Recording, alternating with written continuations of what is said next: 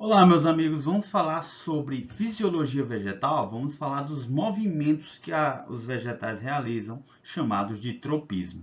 Falou em tropismo, você vai lembrar que os vegetais, as plantas também se movimentam, beleza?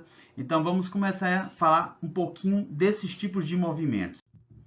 Temos o mais famoso de todos, que é o fototropismo. Foto significa luz, tropismo significa movimento. Seria a planta ela indo em direção, se movimentando em direção à luz. Seja qualquer fonte luminosa é considerado de fototropismo.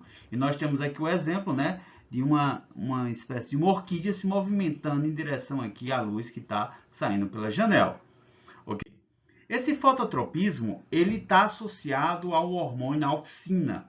O hormônio auxina ele é fotofóbico, ele fica contrário à fonte luminosa e ele acaba estimulando o alongamento celular, fazendo com que a planta ela se encurve, tá bom? A gente pode fazer um experimento com essas plantas, colocando ela numa caixinha aqui, onde só há um buraquinho para passagem de luz, tá bom? E aí, quando essa planta ela vai crescer, ela vai sempre crescer em direção à luz. Então, se ela estiver crescendo aqui, ela vai passar por esse buraquinho, esse aqui vai sair por aqui até sair por onde está vindo a direção da luz.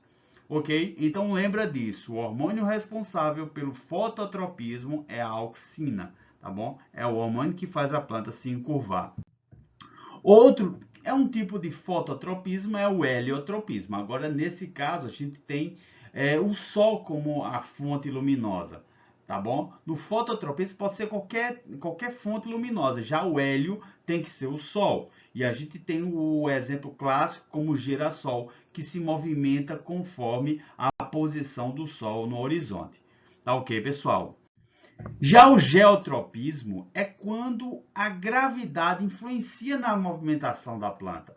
Esse geotropismo também pode ser chamado de gravitotropismo, né? Lembra de gravidade, gravitotropismo, tá bom? Esse geotropismo pode ser negativo, quando a planta ela cresce contra a gravidade, e ela pode ser geotropismo positivo, quando a planta cresce a favor da gravidade, né? No caso, ela vai crescer para baixo. Então aqui tem uns experimentos aqui, né? Você pode virar um vaso e ela sempre vai crescer contra a gravidade, geotropismo negativo. Ou você pode virar o vaso aqui, ela também vai dar esse movimento, sempre o caule sempre é geotropismo negativo, enquanto que a raiz ela vai ter geotropismo positivo. Ok, pessoal? Já o tigmotropismo é um exemplo de nastismo ou nastia, que é um estímulo externo. Então, esse tigmotropismo ele vai falar de contato. Por exemplo, eu tenho videiras, eu tenho a planta do maracujá, eu tenho a gavinha, que quando o caule dela ela entra em contato, ele começa a se enrolar por ou uma cerca ou outro pedaço de uma madeira. Então é isso que acontece. Esse estímulo faz com que o animal ele cresça, né? Então o pessoal bota muito trepadeira para crescer sobre o muro. Então, isso é o chamado de tigmotropismo, tá bom? É o estímulo através do contato. E esse contato é um objeto que ele está lá fixo, parado. Já o tigmonastia seria um estímulo pelo toque mesmo. Por exemplo, a dionésia também é um tipo de nastismo, tá bom? Mas aí é um estímulo mais rápido. E aí a gente tem alguns insetos aqui entrando em contato com essa dioneia, tá bom? E ela acaba fechando. Você coloca o dedinho e ela fecha. Então é um estímulo mais rápido, esse tigmonastismo. Já o seismonastia ele está associado também à turgência, e aí você toca nessa plantinha, né, e ela acaba fechando com uma mimosa púdica. Também é um tipo de nastismo, tá bom?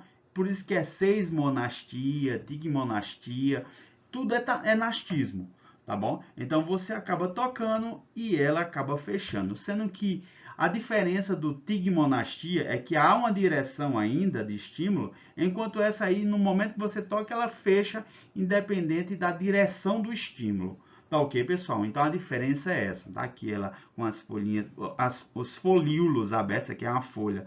Cada folhinha dessa é um folíolo, e aí quando você toca, todos esses folíolos vão fechar, tá bom? Seismonastia, ou um exemplo de nastismo. O quimiotropismo vai falar quando uma substância química vai influenciar na direção do crescimento vegetal. Um exemplo, a gente vai ter aqui o tubo polínico, tá bom? Quando o grão de pólen cai aqui no estigma, ele vai ter que ser orientado para crescer em direção ao óvulo. Então, ele precisa de algumas substâncias químicas para fazer essa orientação. Por isso que é chamado de quimiotropismo, tá bom? O tubo polínico vai crescer em direção ao óvulo através de substâncias químicas. Já o hidrotropismo seria o movimento da planta, do vegetal, em direção à água, tá bom? A gente tem um caso típico aqui, né? O mais comum seria as plantas do manguezal, que cresce, as suas raízes crescem em direção à água, tá bom? Ou seja, qualquer plantinha ela vai acabar crescendo em direção à água, né? Um lugar que está mais úmido, ela acaba crescendo mais. Tá bom, pessoal? Então a gente finaliza a aula por aqui. Tem outros tipos de tropismos, mas esses já são os principais e os que caem mais em prova. Tá ok? Valeu, até a próxima.